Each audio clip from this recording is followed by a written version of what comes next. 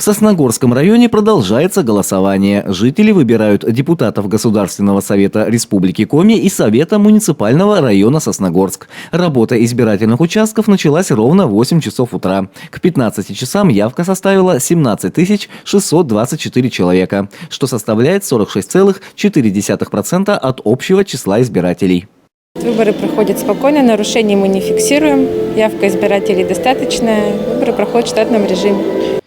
На избирательных участках жители Сосногорского района встречают местные творческие коллективы. Ведется торговля. Причем продается не только выпечка и кондитерские изделия. В 5-й школе можно было обратиться к пище духовной и пополнить свою библиотеку новинками книжной продукции.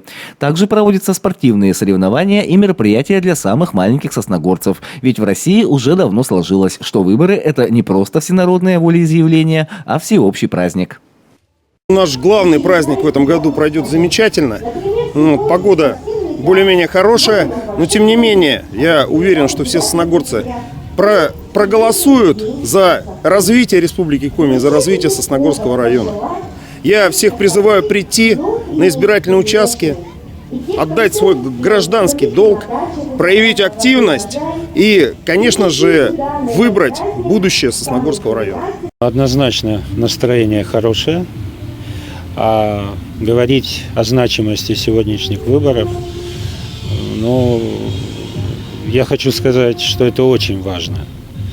И я надеюсь, что сосногорцы, Сосногорский район сделают правильный выбор. Необходимо развиваться дальше. Сосногорск к этому готов.